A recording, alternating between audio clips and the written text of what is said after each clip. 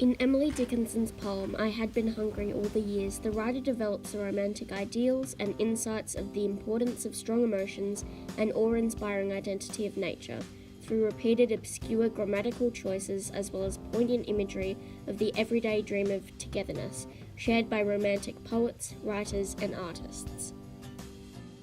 Personally, while I find the genre of romanticism far too pretentious and hyperbolic for my taste, I resonate with Dickinson's narrative, and with the emotions and themes the poet expresses in this piece.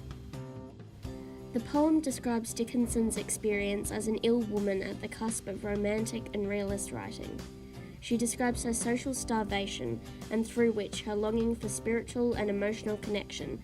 However, in the progression of the poem, the writer turns back to nature to aid her metaphorical wounds. Romantics heavily valued emotions and feelings, believing them to be some of the strongest forces of their world, often commenting on the divine root that gut feelings and powerful emotions must stem from, as a reaction to the rationalism of the Enlightenment era.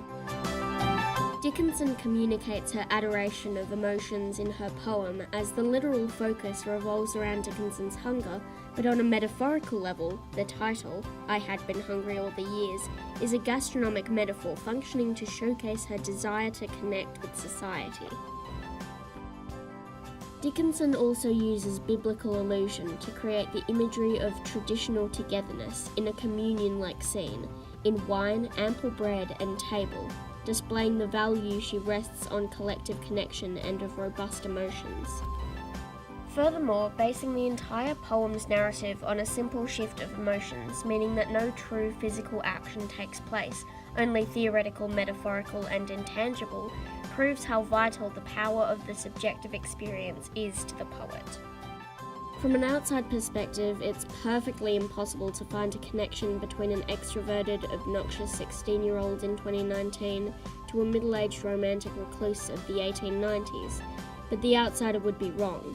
When starved of social norms, say in a hospital, there's a sense of glorification of the outside world, a world that never really lives up to expectations.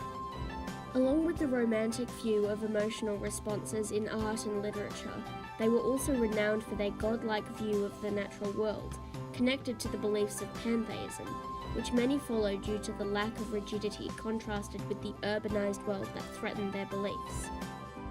This belief is readily available to the audience of Dickinson's poem. The poet uses symbolism to convey her value of nature in "The birds and I had often shared in nature's dining room." Here the symbol of the birds, a metaphor of nature, are described as Dickinson's friends, showcasing her belief that nature holds the same, if not more, value as herself. The poet also describes how desirable the natural world is to her in "As berry of a mountain bush transplanted to the road." The poet uses the synonym to describe the vulnerable position that this previously described social event has put her in. This is furthered through her use of transplanted, a word with connotations of alienation and artificiality, as well as the new pronoun just preceding this, myself, showing her dissociation.